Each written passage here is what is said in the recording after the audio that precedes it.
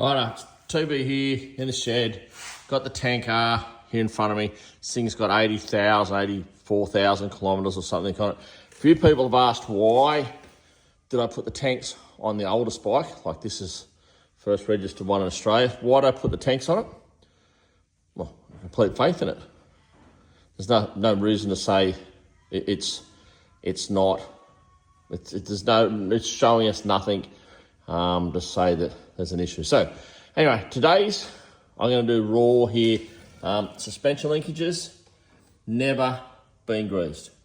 From the factory, it's probably had, 15 or 20 shock absorbers in it. Every time we pull it apart, we swing the linkages, make sure there's no notchy, nothing's playing up.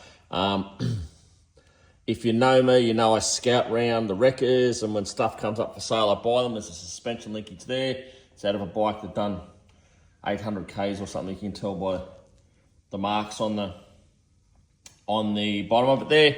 So we'll have a look at it. We're going to pull this linkage out. I'm going to show you how it is from the factory grease. Like I said, never grease. So let's knock it apart and see what we come up with. I can't do this no-handed, so we'll do it in stages. I've pulled the bottom shock bolt out. I've got it supported under the bash plate. Tools are out. That's the plan. All right, linkage is out. We need to have a look at some of this stuff. So slide this bush out.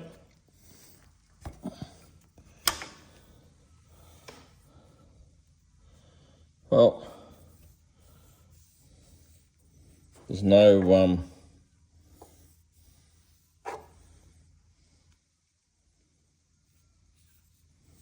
I don't see anything wrong with that at the moment. What about this one?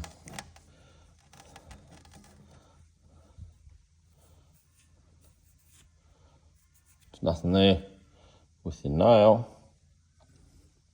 Okay, I need to clean these up, obviously.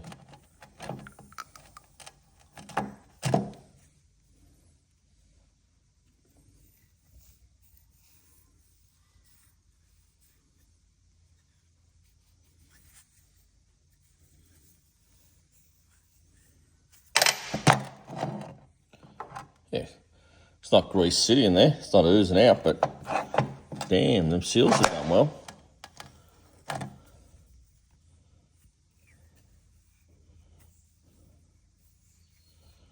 Now, I'm not arguing that they can't have more grease in them from the factory. Absolutely not arguing. But I think people are getting maybe a touch emotional about it. I do laugh when I see people talk about they pull sealed wheel bearings apart and pack them with grease. Dude, they're not supposed to. A, you damage the seal no matter how careful you are getting it apart. And B, there's a certain amount of grease in there for a reason. Put too much grease in. I have seen bearings fail in Horton fan clutches. If you don't know what a Horton fan clutch is, look it up. I have seen bearings fail in those because we greased them, because we thought, there's enough grease, let's reinvent the wheel. But if you buy a quality bearing, I'm not talking about a Chinese bearing, you buy quality bearings, they put enough grease in them because they're quality bearings. So just trust the process a little bit. So there you go, I'm pretty stoked at that. That's you can tell that linkage has done 80,000 kilometres.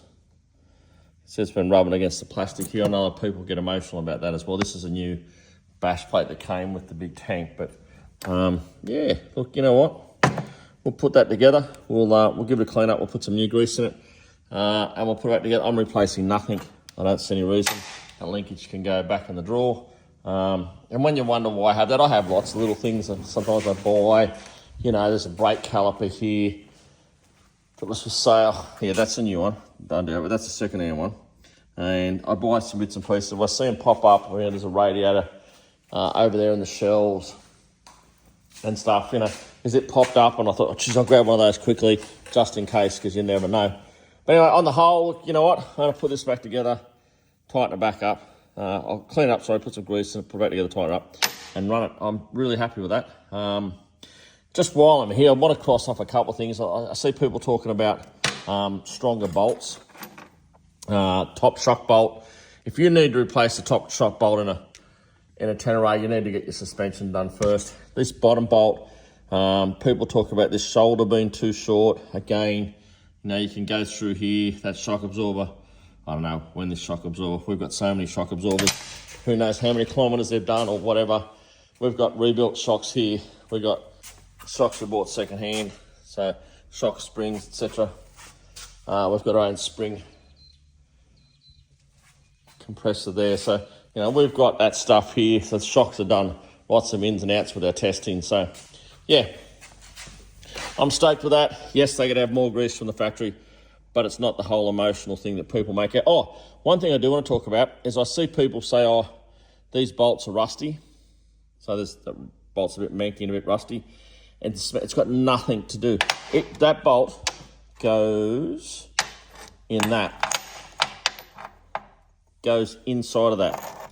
So that, oh, that's not the right one. One of those ones anyway. It goes inside the sleeve and it has nothing to do. Yeah, that one's all manky and rusty. And that goes inside of there. So it doesn't touch the bearings or the important bit. So it doesn't matter how rusty and manky it is. All right, have a great day.